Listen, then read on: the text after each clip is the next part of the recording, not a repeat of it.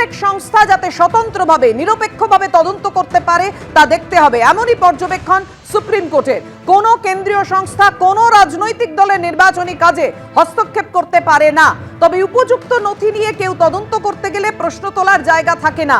কোন কেন্দ্রীয় সংস্থা যদি সঠিকভাবে কাজ করে তাহলে সেই তদন্তকে রাজনৈতিক বলা যায় না, এমনই পর্যবেক্ষণ সুপ্রিম কোর্টের।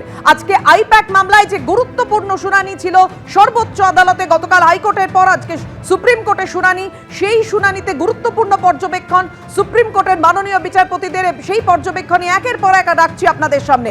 আইপ্যাক কাণ্ডে সুপ্রিম কোর্টের ধাক্কা তৃণমূল কংগ্রেস ও পশ্চিমবঙ্গ সরকারের, অর্থাৎ রাজ্য সরকারের ধাক্কা আইপ্যাক কাণ্ডে সুপ্রিম কোর্টে। আইপ্যাক কাণ্ডে পুলিশের দায়ের করা এফআইআর গুলির ওপর স্থগিতাদেশ জারি করলো সুপ্রিম কোর্ট। এফআইআর গুলি যেগুলি জারি করেছিল পুলিশ, 4 এফআইআর, তাতে স্থগিতাদেশ জারি করলো সুপ্রিম কোর্ট।